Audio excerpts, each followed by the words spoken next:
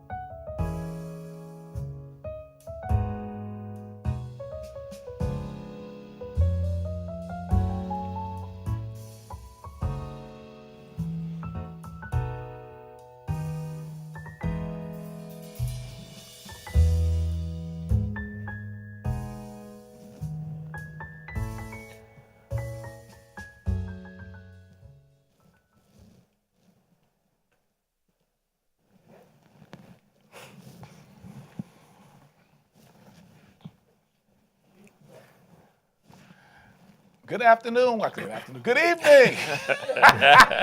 It's afternoon somewhere, right? But welcome to Let's Talk Real Estate. Hi, my name is Dexter B. Jenkins, and I am your host. And we are in Kent, Massachusetts, and we have a live studio audience. Give it up for studio audience. And every once a month, what we do is we get together and we talk about how do we use real estate as a wealth creation tool. And so what we do is we bring in either one or multiple guests a month to really explore that one crucial question that everything that we do is that we do centers around, as I said a few seconds ago, how to use real estate as this wealth creation tool. And so this year, all our shows are being sponsored by my new book.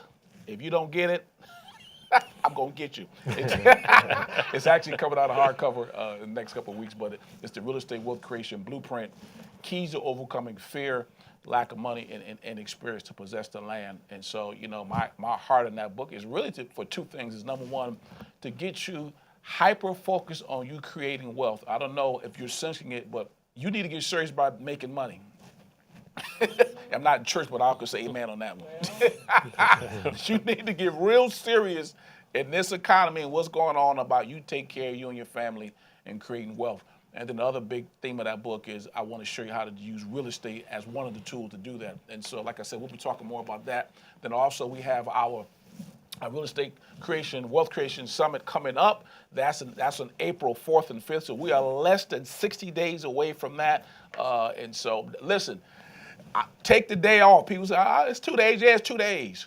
Call in well. Tell them I ain't coming in. I'm going to learn how to make some money. So take off the Friday and the Saturday because it's going to be life-changing. I believe those 2 days, if you stay with us for those 2 days, you'll never be the same again. So without further ado, I have two guests tonight. Usually I have one, but I have two guests tonight. Both of these brothers I know personally. I have used them. And so one of the things I was thinking about, I said, okay, if you guys have been with us for a while, we was talking about there are things that you want to do. You want to learn how to find deals, how to fund deals, and how to monetize deals. That's the FFM formula. But in the middle of that is after I find a deal, I got to find somebody to fix the property up, right? That's right. Because we run two things that other people run from. And so that means you need quality, GC, trades people, and all of that. And so these two gentlemen are both that. Robert Force is with the House Doctors of Needham. And I'm gonna let him introduce himself, and then Marquise DeSantos, right? That's right. I said that he is with Resant Improvement, and so gentlemen, thank you guys for coming out. I appreciate you both. Thank you. Give me a hand. Take my hand, man. Thank you guys for coming out, spend a little bit of time with us, both our audience as well as here, as well as out there, and as I like to call Digitalville. So I'm gonna start with you, Rob. Rob, look in that camera and let them know. Tell them your Social Security, mama name, and all that. But just a few things about you and your business, and then Sure. hands over to Marquise. Sure. Well, first, thank you for having me. Yes. I appreciate that. My name is Robert Forts. My wife and I are owners of House Doctors, which is House Doctors of Needham, which is a handyman services and home improvement contractor. We offer everything from repairs on a window screen all the way up to full remodels of your bathroom or your kitchen. We are a franchise. We come out, we'll give you a free estimate, and we will back all of our work for 1 year guaranteed. We believe in top quality customer service, and we believe in doing what we say we're going to do when we say we're going to do it. And that's us. All right. Marquise? Hello, everyone. My name is Marquise Dos Santos. I'm the founder and owner of Racine Improvement. We're a contractor based on the South Shore, Brockton, Massachusetts. We mainly specialize in addition, kitchen, and bathroom. So if you're interested in any of those things, we do free estimates. And as well as, depending on the job site as well, we can potentially do something I'm starting to do as well, like same day estimates, just so they can have a sense of where they're going from. But yeah, that's pretty much it. All right, and now I like both of you gentlemen because I've used both of them personally, and so I can vouch for the quality of both their works. Our last project at West Bridgewater, Marquise and his team came in and did a lot of the finished carpentry work on our job, and then Rob has done some things at my house personally, and then he came in and just did some stuff at West Bridgewater, and so. They both have done, so I can vouch, I can amen them. Everything they say they do very responsible, good work, come on time, and all that. So these two brothers I can vouch for.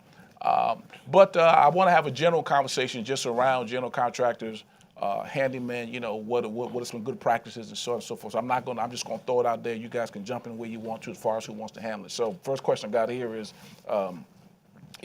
how does one locate people like yourself, good contractors, handymen, and so on and so forth? So I would first start off by in your network, right? You have to have someone that's in the real estate game. So I would first go to them. Hey, listen, do you have a contractor that you can refer me to that you've dealt with? Right. And what was that experience like, right? Because, that's a different story. If you trust that person that you're asking, I'm assuming the contractor did a good job for them if he referred them to you. So once you have that, you would want to ask them, hey, listen, what was their experience like, their work? Communication, which is crucial. Critical. Communication and what was their on time, what was their budget like, and as far as their team. Were their team good at communicating? How many teams do they have? Stuff like this. Different ways you can do it, but one of those three things I would say is communication. Were they on time, and how was their team? But if you're not going to, if you don't have anyone in the real estate space that you can't have one to refer you contractors, you can maybe look into a local real estate network event. They're free, by the way. So they're free. You can reach out to any contractors that you see, and then if you find someone that's interested in, that you like, once it comes to the point that you want to use them, I would say first get references, at least 2 to 3 references. That way, what that means is basically jobs that they have done, from contact information from those jobs. And then once you contact those jobs, ask, hey, listen, what was your experience with these guys? What was your experience? What was their work? Is it similar to what I'm going to be hiring them to? You don't want to hire a handyman to do a GC work. What I mean? But those are the first 2 things I would say. And you said a couple things that I like. So obviously, starting with a network. So that's why we put this together. So if you guys ever got a question, hey, I need a carpenter. Many of y'all do that anyway. I need a carpenter. I need a such and such. You guys will text me and I'll look at my phone. I got a bunch of people on my phone, and I'll do that. So number one is always referrals. That's always the best way to do it. But then I do like something that you also said. You also talked about RIAs and meetups, because that's what actually you and I met was as a meetup. You know, so we both was there. A couple months ago. This is a while ago. Yeah. But he and I met at a meetup, and so events like this is crucial if you're getting into because we're talking to people who are real estate investors for the most part, because there's a difference between somebody who's in a retail game and someone who's in a real estate, who's an investor. That's like New York and California, just totally different. And so when you're going to those RIAs and meetups, you're meeting people who are they know they're looking to work with investors, and so I think that is a critical point. That when you want to begin to do this, you want to start going to meetups and RIAs and Facebook groups and all that. Now, obviously, you got to vet them because. Like you said, I'm thinking about the last painter we used. He was a good guy, but but I had never used him before. So I got his references. I called 2 or 3 of the people he gave me. I said, hey, look, what was the experience like working with him? And so it worked out fine. So I'll use him again. But in the beginning, if you don't know people, get on that phone and if you can, drive by their work. Absolutely. I forgot to mention that. Do a drive. Don't shoot nobody, but just. But I roll up on somebody in a minute and be like, yeah, what address was that? So do a drive-by, because you're talking about thousands of dollars, correct? And so you want to make sure that you do that. Rob, I would co-sign on everything that was just said. One thing that I would definitely emphasize is do not pay anybody all their money up front. What I did as a real estate investor before we owned House Doctors is we do a third and a third and a third. So we pay a third up front to let them get started, watch the progress it go, then you can give a little more halfway through, and then not until they're completely finished do you pay that last final piece. So definitely do that. And as far as the only thing I would add as far as when you're trying to locate everybody, because I love everything that was just said, don't be afraid. And I did this when I first started out in my flipping career. As you're driving along and you see other construction happening, other rehabs happening, pull over and talk to the trades guys. Yeah, that's a nugget right there. Yeah, absolutely. I don't know how many times I pulled hey, what do you guys do? And you grab cards and you just never know, where your next person can come from. Because I think one of the things that I always talk to people about is. You need, I call it the Noah's Ark theory. You need 2 and 3 and 4 and 5 of everything because people retire, people move. Unfortunately, we had one of the contractors on our job die, that was extreme. But you just never know, and so you're in a process of always building your phone. Back in the day, we called it a Rolodex. But you're always trying to build your Rolodex. Of people, of carpenters and GCs and plumbers and HVAC guys, because you just never know. And this is what I've also found out too. For some reason, people slack up if they get too comfortable with you. Yeah. Yes. Speak about that. Y'all like You just made me think of I have a great guy. I'm not going to say his name because I won't put him on blast, and I still use him, so I'm not going to say his name. But I have given this brother enough money. I know I've put one of his kids through college. I know I have. Through all the work I've given him on my own house, on investment properties, and from referrals. And, there was one day my AC broke on me at my house, and, it's sweltering out. And I called him up, and he was like working on a job right around the corner. He was like, "Oh, Rob, I'll come by after I finish up over here. I'll be there at 4 p.m. All right." Lord. I said, "Okay." I'm sitting on my front porch. To make a long story short, I watched this joker drive right past my house and right past me. Look over, and I'm like, "You see, this is how they do." Too comfortable. Right? They're too comfortable. And when I got him on the phone, he was like, "Oh yeah, I came by. You weren't home." I'm like, "Man, I watched you drive by me." Wow. So that's too comfortable. Yeah, you get too comfortable. comfortable. Yeah. Yeah, So you get too that's why it's comfortable so important to have that Rolodex, to have that bench that you could call up and get on, because they'll respond if they know you have that bench.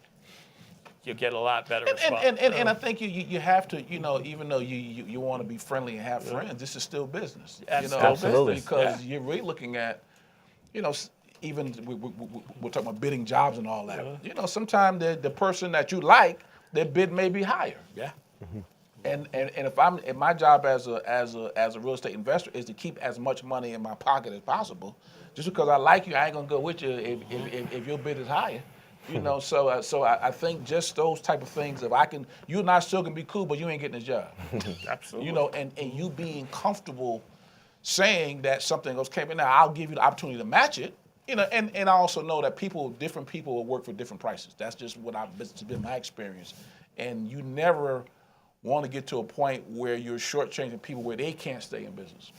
Because what I want Marquise to stay in business a long time. I want Rob to stay in business a long time. Francois, he's a GC. He's in here tonight. I haven't done anything with him, but we're starting to do some things together, building a relationship. You know, I want these guys to stay in business, so that means we have to pay them well.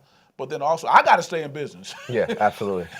to be around to pay them, you know. And so I think sometimes, particularly with newer people, they say, well, that's my cousin, or I've always worked this person. Well, sometimes you may have to pivot because this person's price may not be what you need to do in order to turn a profit on the property. And so all of y'all out there in TVville, say this with me. This is the business. Y'all say it too. This is the business. This is the business. And so sometimes you have to make business decisions. And so it's important that you're strong enough in order to do that. So we talked about how do you find good contractor, trades people. What are some other things that people should know?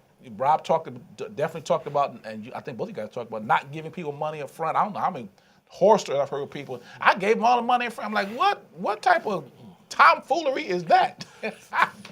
Never give it. Well, this is what it's like. It's like you going to your boss on Monday and say, well, give me all my money on Monday. You get paid on Friday, right? Most of us are your boss won't be like, I'm gonna give you your whole check on Monday. You won't come back on Tuesday, Wednesday, or Thursday, you know? Mm-hmm. And so it's this thing of, you understand this, you are in control. And so Rob's point of, sometimes, if a person's been with me longer, maybe I give them a little more than a third. It just depends. But in the beginning, I may definitely start with third because I don't know you. Absolutely. And I don't want you running off of my money and all those type of things. But it really is this, you have to recognize you are in control of this job. Yeah. And if you don't go into that with that mindset, some of them will bully you. Or I like to say, I'm from the hood, they will punk you. And you can't have that. So I think it's extremely important that you have that type of mindset as you're doing this. So what are some other good practices? So we talked about the third. We talked about vetting them. We talked about driving by some of the properties. What are some other things that we should look at? I think a key one is when you're talking to folks in the trades, you're talking to a handyman. It was mentioned about communication being key. Oh, God. And that is key. But one of the things that you should look for is, are they listening to you, right?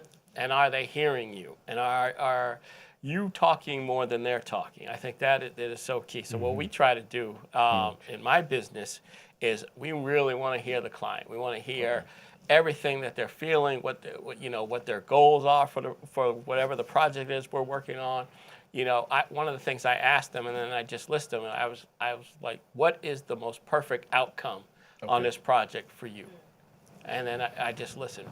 Because, I want to build a client base. That's my goal. My goal is a happy client, right? Not to lose money, and to build that client base. Because for me, a good customer buys from you, but I want great customers. And what great customers do is they sell for you. Mm-hmm. You need them selling for you. Yeah, that's good.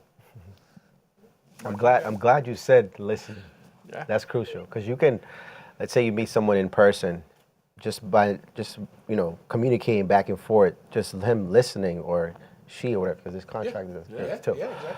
So, if you're doing all the talking and they're listening, that's a key point right there. Or vice versa, if they're doing all the talking and you're just listening, they won't even give you room to speak. Right. That's something you should be know as well. So and I think both you guys are very huge. good at this. I think one of the good GCs or tradespeople I've dealt with have brought good ideas to the table too. Yeah, Yeah. absolutely. Because Kendra is our division of labor is I find them and then she designs them. That's great. Yeah, That's great. So whatever she tells you to do, just go ahead and do it. Yeah. But it's this thing of what I found the people who I've enjoyed working with and watched is when they say, hey, have you thought about putting this in? Yep. Because you guys are in different houses and you're seeing what's going on in different places, and you may know more effective ways to get things done, but still get a good look. So talk about the importance of that a little bit. I think that's very important. One of the models we use is we talk about good, better, best, right? Depending on what the client's budget is. So we like to give them options. We can get to your end result this way, or we could do it, this other way, which would be better than that first one. But this way, if we did it like this would be the best way to get to your end result. And then we give them, just let them have those options. Right. Mhm. Yeah. I think just to piggyback on that, the recent project we worked in Bridgewater, Yeah. I think we was communicating with Kendra. Yeah.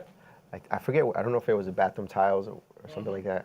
She had a idea of doing something, and then she asked us, "What do we think?" Right. That's huge. Huge. You asking, what do we think as a contractor? And I'm like, oh man, so they trusted me even more to give my opinion. So it worked out pretty great. Bouncing up ideas, coming in a cost-effective way that helps, the investor as well to stay in budget long term as well. And your team did a great job because you guys handcrafted some stuff. We had some Yeah. small doors. Absolutely, yep. That Came out great. oh, they came out phenomenal. Yeah. We were like, okay, if we buy them, it's gonna be this. It'll be we got even more this. expensive, Yeah. yeah. And so that's what you look for. You look for somebody with some creativity, some ingenuity who can say, okay, I can save some money and it's still gonna look good. Or Exactly. on the other side, encourage you to spend more money because it's gonna help you on the sale price. Absolutely. And so I need our first GC that we worked with. He was phenomenal at that. We had so much trust in him. He obviously moved to North Carolina. He would just do things. We're like, oh shoot, that's nice. Yeah. But he had, to your point, he had a feel for my wife's vision, Mm-hmm. and so he knew, oh, she would like this, and so he just went ahead and did a lot of things. And so the last project we did with him was in New Bedford, and he just did a couple things. We're like, wow, we didn't think of that. Yeah. He was able to look at what we had going on and make a decision as to what to do. And so, guys, you're looking for a partner in every way. Obviously somebody who can be creative and think, because that's very helpful too. All right, we're gonna turn over the question. Any questions out there in the studio audience? I have a comment about creativity.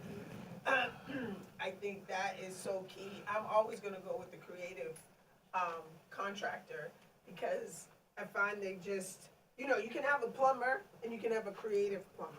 And a creative plumber is gonna probably save you some money and give you some great ideas.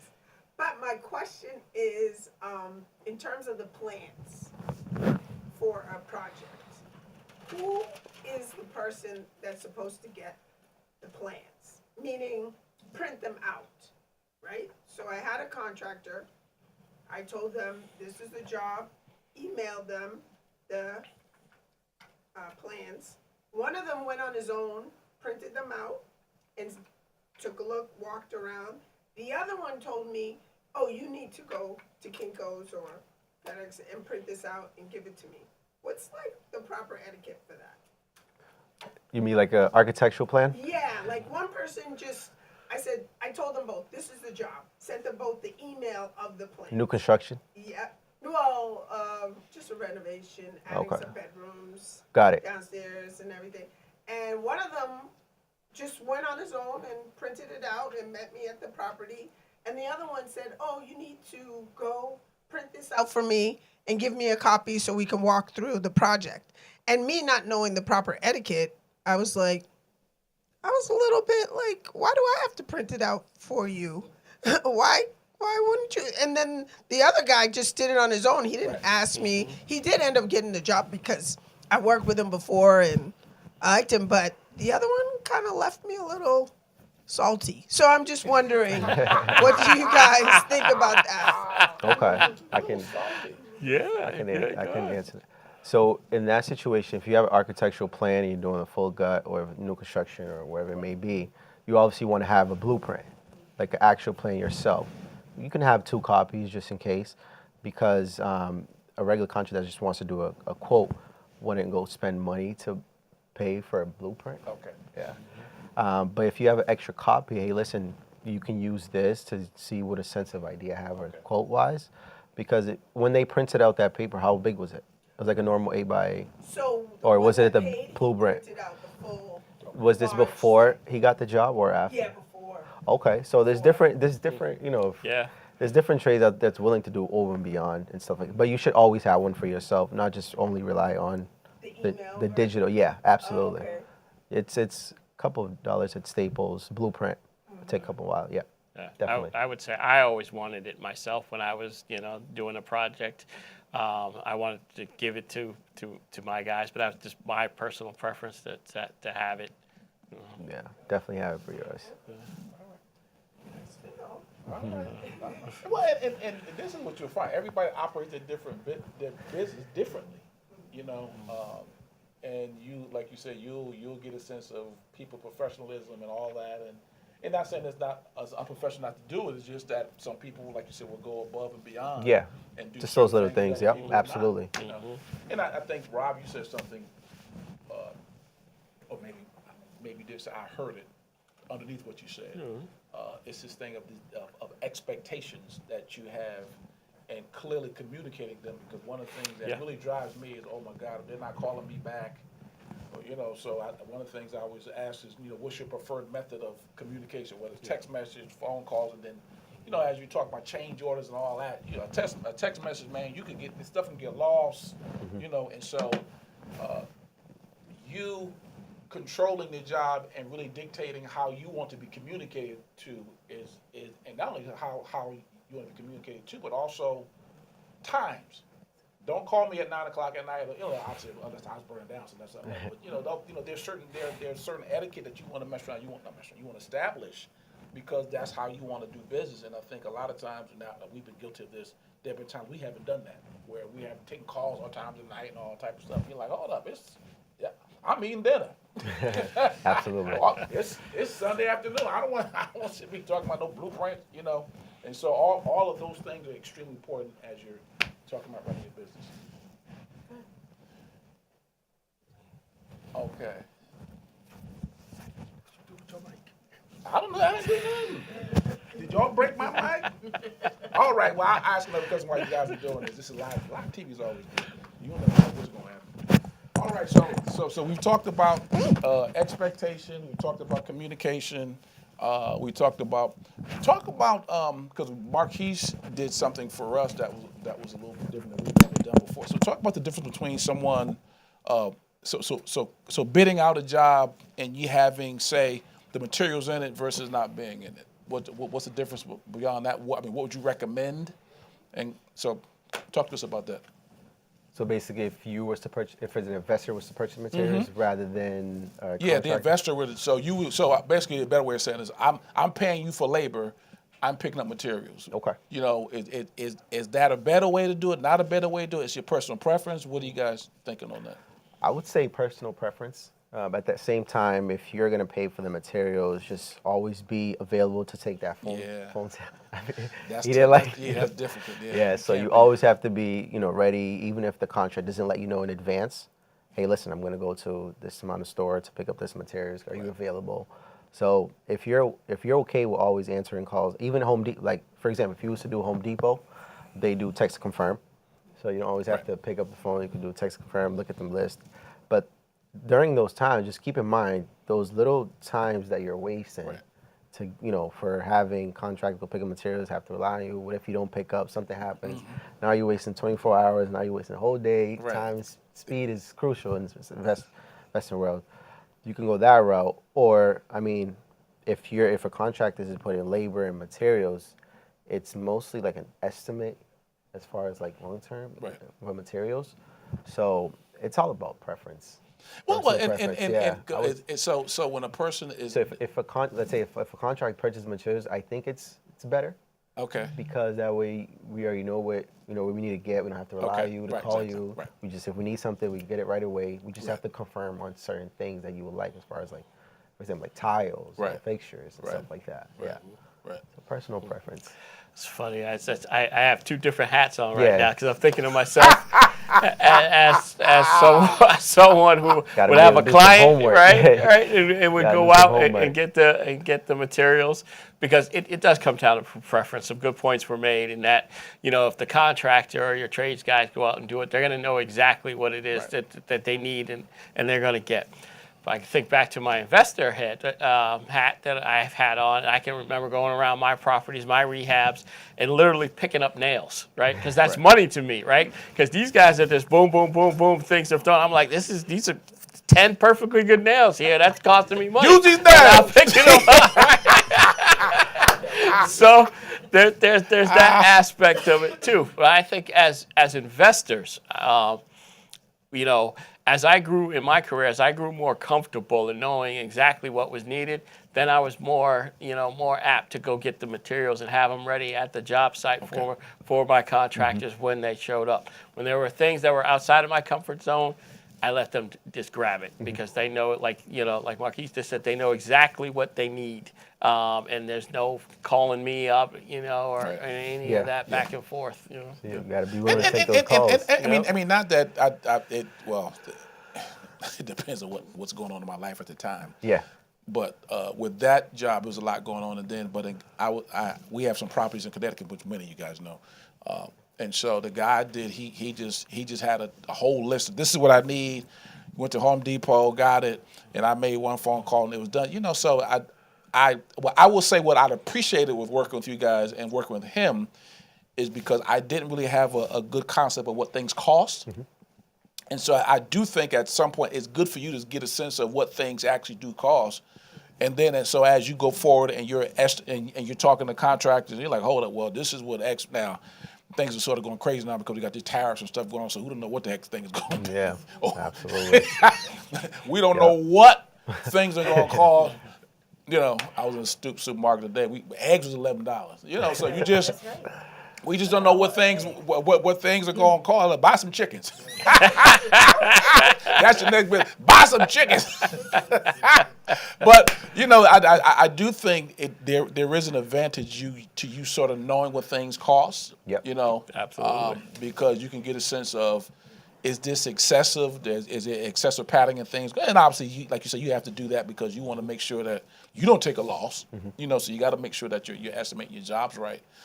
But I've always been interested in people really getting a sense of, okay, should I buy the materials and pay for the labor, or and people go back and forth on that. Yeah. One of the things I did on my first couple of rehab projects is I had my contractor, my GC, buy the materials, but I went with them. And I went with them for the purpose of learning. So everything that Dexter just said, I would just walk the aisles with him and ask him questions. And and he understood. I was just trying to learn. It wasn't that I didn't trust him. I was just trying to learn. Absolutely. Definitely got to get involved. Yeah. Well, it's your business. You can't. I mean, I will say, first we were very hands-on. We said, all right, whatever you want. And then the last couple, we've been very hands-on with going to Home Depot and Lowe's. Yep. And just getting a sense of what is what. And. That's been extremely helpful, extremely valuable for us in our growth. Because in this business, you never have arrived. There are levels to this, and believe me, And so as you're talking about, Rob has done a couple of flips. I know Rob, Marquise, in the middle of something. You're working where right now? As far as working on it. Yeah, he's working on some things. Yeah. But. So there are different levels to, I'm in right now. I'm in Mastermind that talks about new construction, which is a whole nother level of buying land, and that I ain't done that yet, But on this level, I sort of have a sense of what things cost and so on and so forth, and so that's important. Any questions from the audience? I have one. A couple of times I've had general contractors, they always tell you to have more than one to come over to give you an estimate so you can kind of see. Every now and then I'll get a huge disparity in the cost, and I'm not sure, what do you do with that? It's like, because I would hate to take somebody, they were cheaper, and then as we go along, the cost keeps going up because they underbid on purpose to get you to do. I mean, do you have any thoughts on how you work around that? I would say have if there's a huge disparity between have both of them walk you through their estimate. Get on the phone with them or in person and just ask. Don't be afraid to ask them what's this cost? What are we doing here? Have them walk you right through it. Because your instincts, I think, were correct. There are some times when you go, I've made that mistake. I've gone with the cheaper, and it's actually cost me 4 times more in the end. Don't do the cheapest. Yeah. Not all the time. Actually, none of the time I've done the cheapest, to be honest. I'm thinking about it.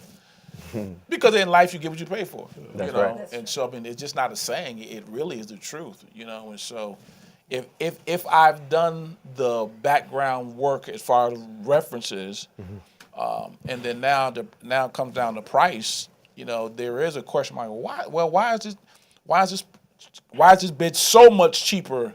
Because if it's different between a couple $1,000s, that ain't that big. But if it's like half, you're like, okay, what's up with that? Yeah.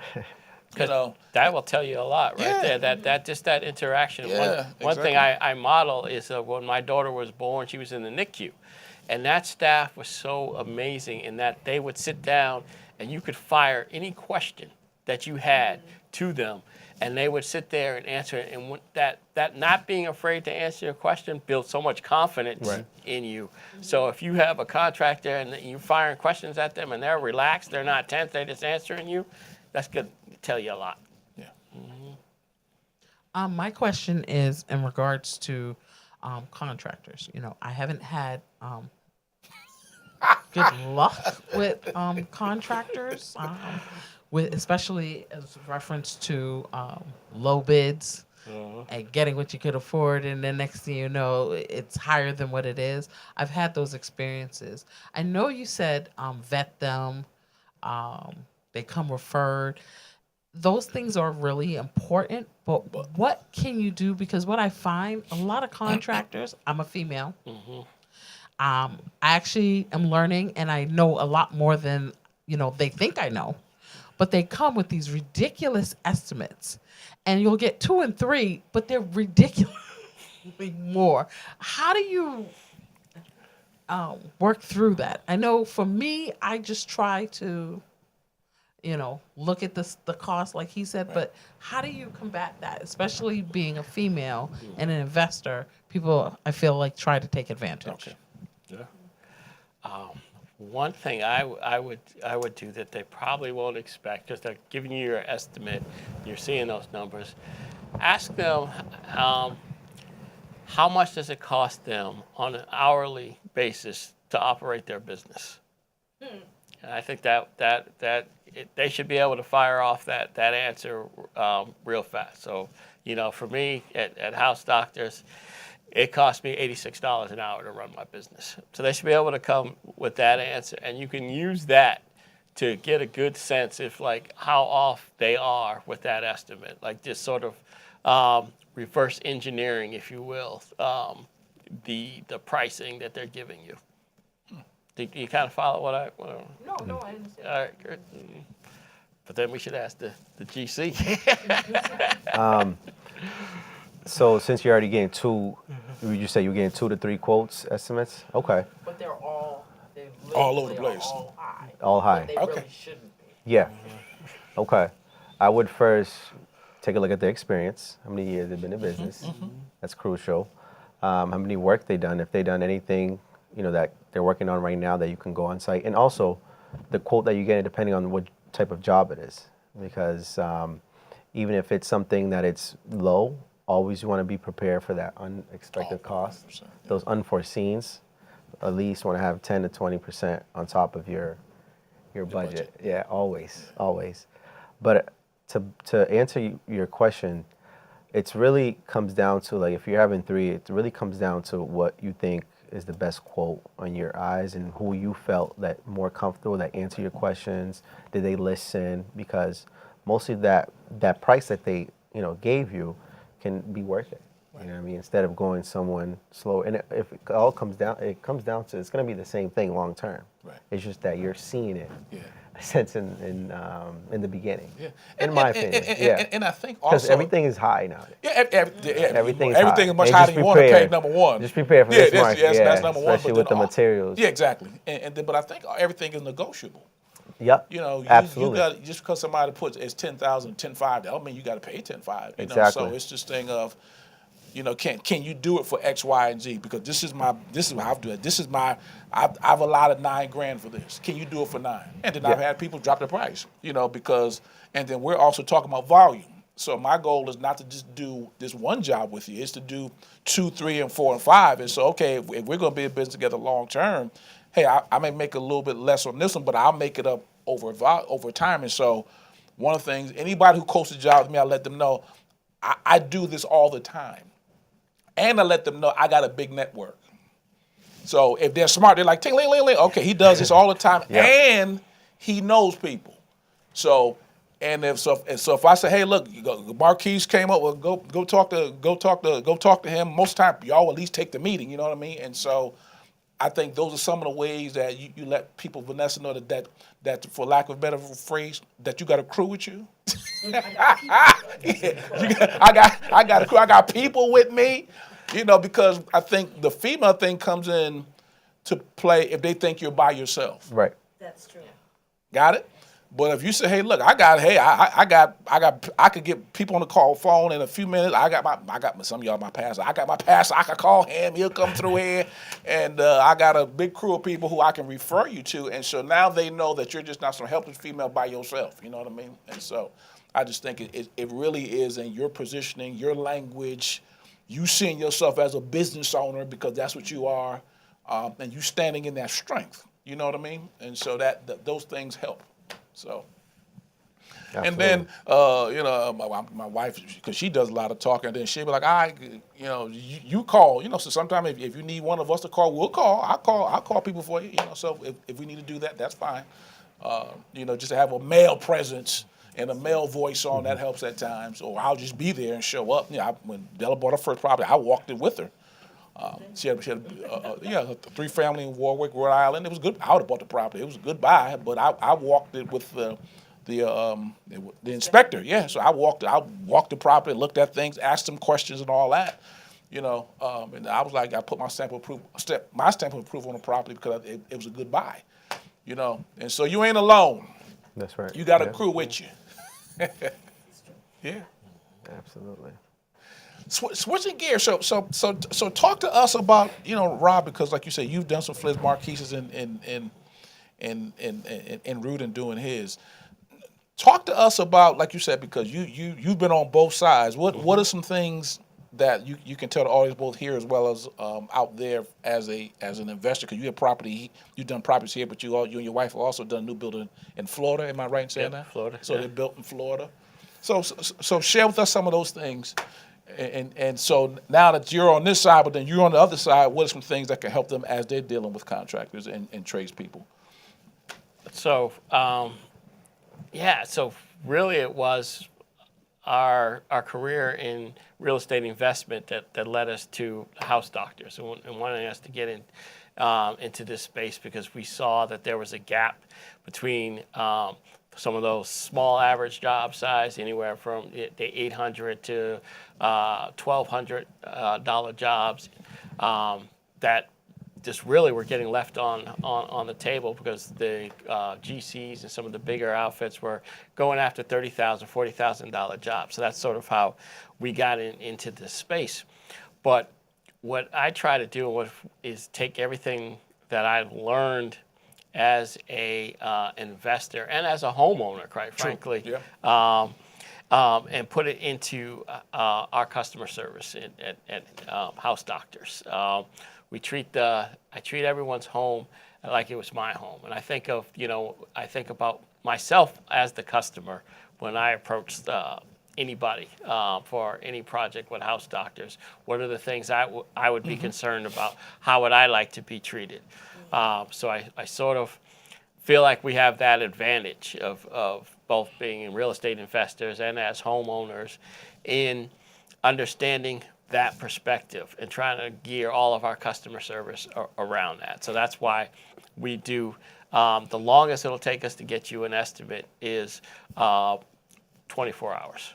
We usually do it that night that I saw you, or the next afternoon, the latest. That's why we offer a 1-year guarantee on all of our work, but we also make sure we show up when we say we're going to show up.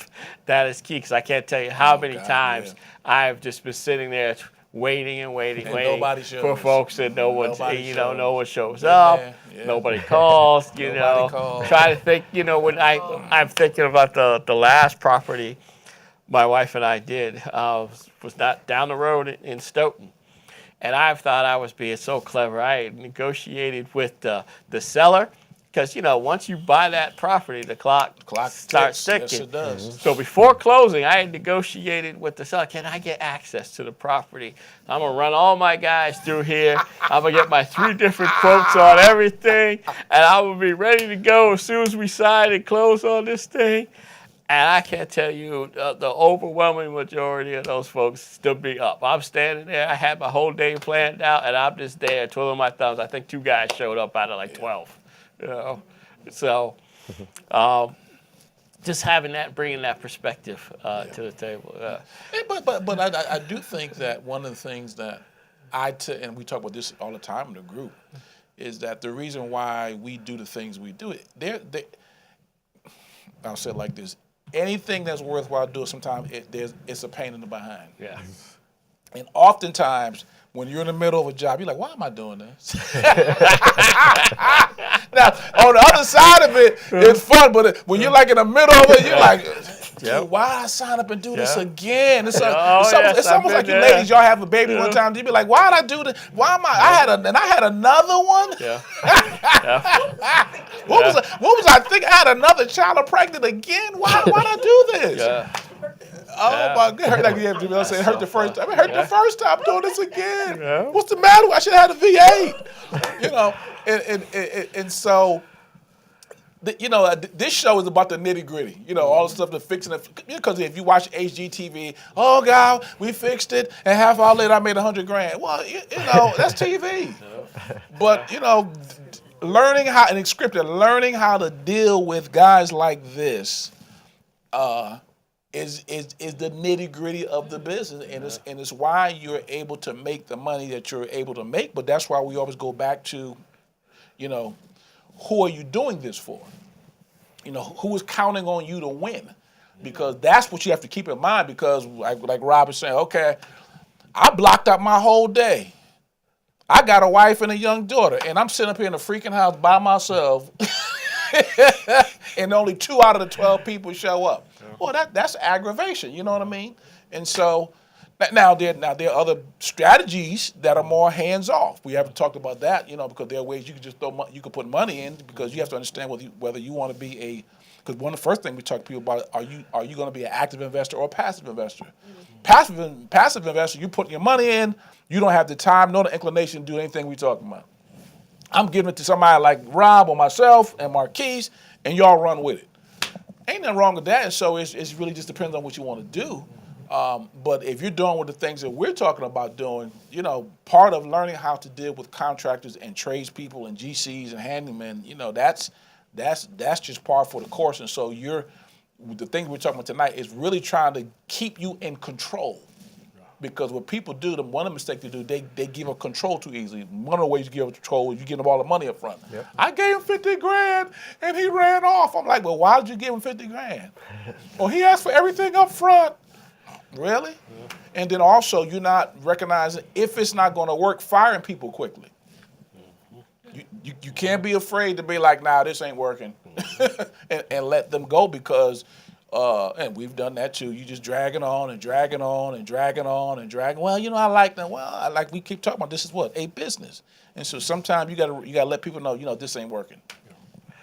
I got some great advice 2 weeks ago about being in business from my business coach, and it's really changed my perspective. And he said, when you're in business, you're always going to have problems. 100%. You accept it. Yeah. If you're not, otherwise you're not in business. He was like, now there's a difference in the type of problems you can have, right? For example, he was like, you may have a problem where you don't have enough work coming in to keep your guys busy. Right. That's one problem. He was like, the opposite of that is you have so much work coming in, you don't have enough people. It's like, now one problem is actually better than the other, but it's still a problem, right? So you're always going to have problems. So if you adopt that mindset that, as an investor, you're a business person, as an investor. That's one thing. That's another bit of advice I would give. If you're an investor, you are a business. 100%. Just like, House Doctors is a business. You're an investor, you are a business. and there will always be problems, but that's what comes with being in business, and it's just about managing those problems. And once you realize that, you know what, there's always going to be a problem, you know. There were some days when we started this business, I was like, I don't want to get out of bed. I got a whole list of problems. I don't feel like dealing with those. But then when I realized, wait a minute, there's always going to be a Always problem. gonna be problems. Yeah. I jump out of bed now. I'm like, all right, let me get that, Let me go handle get it. at it, let me handle Let me it. go Because handle it. as soon as I handle those, there's going to be another set, and it's just, you Absolutely. know, and they do get better, and you do get better at dealing with them. Right. You know, Just have to control what you can. you know what I Exactly. mean? And don't Exactly. spend too much time controlling what you can't. exactly. 'Cause time, Yep. time is crucial. Well, it is. We're talking mindset. Yeah. You know, all this is Yeah, absolutely. mindset. You know, obviously, the mechanics of some things we're talking about, how to deal with contractors and tradespeople and all that. But you know, all of this is how you're thinking. I was on a podcast Monday with a guy who he writes for Black Enterprise, and so he and I were just talking about it, and I was saying, you know, one thing we were talking about is that. And we were talking about black people because he works for Black Enterprise. We were talking about we run from problems a lot of times. Yeah. And it's like, you know, you in this business, you run into what other people run from. Yeah. You know, so when you walk into a house and they, you know, I've walked in houses where there's cat pee, dog pee, dead mice. You know, there's a hole in the roof, and everybody like, pew, I'm leaving. I'm just like, ching. I'm thinking, ching, ching, ching, ching, because you know we get paid to fix and run to what other people run from. Right. You know, that's where the big checks are. You get paid to the degree that you're able to solve problems. Got it? You solve small problems, you get small check. Big problem, big check. So you have to decide what type of checks you want. So you want big check, you got to solve big problems. And so when you're talking about doing things we're doing, putting housing back into the tax roll and giving a family a house, you know, that you're solving a humongous problem. Yeah. And so sometimes those come with humongous challenges, you know, dealing with getting building permits, you know, and dealing with inspectors, you know, all that's just part of the game. And so you're trying to navigate all of that without losing hair and and losing sleep and doing all that type of stuff. So, but to your business coach's point, you know, it's there will always be problems. Some are better problems than others. I'd rather have too much work, Right. as opposed to too little work, Absolutely. because that's what you want. What else can you tell us? So we've talked about how to vet. We've talked about you know, just preferences as far as biomaterials and all of that. I mean, what are some other things that you guys can talk to us about? You know, that will lead someone to be successful as they're either dealing with them as a homeowner or as an investor. Get involved with what's going on in your projects. Just get involved in everything. Everything your contractor is doing, even if you don't know, like you mentioned when you had first started out, you walked through Yeah. Home Depot, through those little things Yeah. goes a long way. Yeah. A long way. Getting involved. And let's say if you're, you know, you want to invest in a property, wherever you're doing some, you know, if you're not walking with a contractor, because that's crucial. If Right. someone doesn't have, you know, they have a showing they want to go to, but they don't have a contractor. So I would say if you do have one, just be prepared for unforeseens. Don't just stick with that budget because those. It ain't gonna be that, but Yeah, it's not. it's not gonna be that much. Yep. It's very rare that it's that much. It's always going to probably go even a little bit more than that. But yeah, just get involved and prepare for unforeseens. That's And good. another thing too, if you don't want to deal with, you know, the communication, like let's say you already hired the contractor, you're going to go with him. If you don't want to deal with those day stuff, maybe you can hire a project manager to Okay, right. deal with the contract and have the project manager go to you. Right. You know what I mean? It's an experienced project manager, Right. obviously. Yeah. So that's another way to do it as well. But with that, it comes with pain, though. So it's all about time versus, I know you had talked about this before, time versus money, where you want to put your money and time and then focus on time putting something Yeah. else. Yeah, but because you have to recognize we've been trained to think that it's more cost effective for us to put our hands on everything. Yeah. And it's not. No, it's not. That there's some You gotta things scale. that I'm very good at, and there's some things I'm horrible at. And I know which ones I'm good at, what I'm horrible at, and I'd rather delegate that out, because if I'm over here working on something that I'm not competent in, it's going to take me longer to do it, and I'm mucking it up anyway. Yeah. As opposed to being over here in my level of genius and expertise, That's what you all got to do. And so a lot of times, I'm saving money, but you're really not saving money because it's taking you longer to do it's it, time. and it's taking up time. So you can't be cheap and be a business owner. Now you have to be diligent and where your expenses go out to. diligence, But yep. does it make sense for me? To your point, does it make sense for me to say, okay, I'm not even good at working with GCs, or I don't even have the time to do Yep. it. Can I hire a project manager Yep. who I just deal with them and then they deal with everybody else? Yeah. And so those are just economics. And then you also got to look at is there enough meat on the bone for you to do that? Yep. Because as we know about this, and we taught you guys this, and you guys are there, know your profit is always realized where? At the front, after acquisition, right? So the first thing you gotta do you gotta buy it right. Man, we talked about this in we did a class called the 10 Commandments of Real Estate Investing. Okay. And commandment like number 1 was you gotta buy it right. And a lot of times, because we don't buy it right now, you're cutting corners and maybe I can do this. Well, no, if you buy it right and now you're able to factor in some of those things, maybe a project manager and a GC and whatever else you want to factor in, now you got some wiggle room to do something. But if you don't Absolutely. buy it right up front, in particular on a fix and flip, fix and flips are very unforgiving.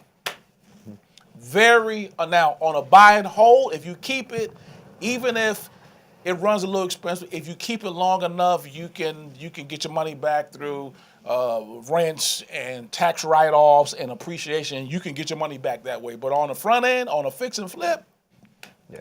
dude, if you don't buy it right, it's a wrap for you up front. And so you just got to be smarter on the fix and flips. And then as we've always said, you got to have multiple exit strategies. Yep. Because if the market switches on you, which has happened, all of us at points in time, i.e. COVID hit. Okay, I got this problem. Like, what am I going to do with it?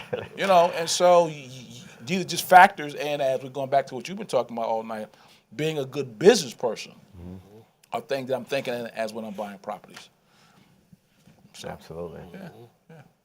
Any other questions out there in digital? Not digital, out there and you guys out there in the audience. Any other thoughts around some of the things that we've been talking about? If not, we're gonna keep rolling. But I don't think we got TV the call-in answers tonight. Sometimes we have that. Do we have any call-in questions, baby? We good? 4 minutes? Okay. Well, we got 4 minutes. Any parting words too? I would say that when you're dealing with your contractors, your GCs, your handyman, don't be afraid to think outside the box. Develop win-win situations, and you can develop those by communication, talking, being involved. That's right. Like you said, with your contractors, with your trade guys, and then that way that can also help you navigate the unforeseen. So Dexter just talked about a COVID. I was doing condo conversion during COVID. Wow. We started demo in February, and as we all remember, March everything shut down. Oh, man. And we were doing that on a hard money loan, Yes, and sir. I was thinking, we're going to be in and out of here so quick. We can do hard money, crazy interest rate. I'm paying crazy interest up front, so I had to get creative during that time period. And I remember one of the things I had to do with the plumber and electrician because money was getting tight, and paying that interest rate every week. I made a deal with them. I was like, listen, hold off on your payment. If you trust me, let me pay you after I sell these condos. Okay. And if you let me do that, I'll tap on a certain X amount of dollars over what you asked me for, what I was originally going to pay you. And that's something we did, so win-win situations. Awesome. Let's see. As far as make sure. I think we didn't even talk about this. Make sure the scope of work is detailed. Yes. If you're, wherever you're hiring the contract to do, make sure it's written down. Whatever they're doing, scope of work. You can tell based off how let's say if they're renovating a whole kitchen, right? If they were removing cabinets, tiles, Right. ceiling, electric, plumbing, all those stuff. if they just say kitchen remodel and they give you a quote, it's like, What is that? what is that? What is kitchen remodel? Yeah. Can you break this down for me? If most of the time they should. You know what I mean? Or else you can tell Yeah. just by that. No, the scope of work is critical. It is critical. Yeah, critical. I've Make had sure it. everyone's on the same page. Particularly my wife, she's like, "Can you break this down further? what exactly does this mean?" And they be like, "Spell it out." But it is critical that you know exactly what everything means on that. So there's no miscommunication Yep. down the line. You know what I mean? All right, gentlemen, you guys have been phenomenal. Give it up for these two, Thank you. Robert Force and Brother Marquise. Well, in closing, what I want you to do is have you guys look into, I guess both of you got the center camera right now. Tell folks out there in the audience how they can stay in contact with you. As you know, my name is Marquise Dos Santos. You can stay in contact with me on Instagram, Marquise Dos Santos, LinkedIn, Facebook. My Instagram page is Resant Improvement, RESANT Improvement. Robert Forts, House Doctors of Needham. You can stay in touch with me at my email, which is just rforts, so it's RFORTES @housedoctors.com. The website is housedoctors.com/Needham. All right. So that concludes our show. Just to wrap it up, so I don't know who I guess will be next month, but we'll figure it out next couple of weeks. But just to wrap it up, we are like I said, a couple days away from our Real Estate Wealth Creation Summit. Listen, make sure you are there. These brothers will be there. And then, like I said, we got some phenomenal speakers coming in from all over the country to talk about how to use real estate as a wealth creation tool. And I just believe, just in the season that we're in right now, that you have got to take it. And I said earlier that you really have got to take advantage of situations like this. And so I want you to be there April 4th and 5th.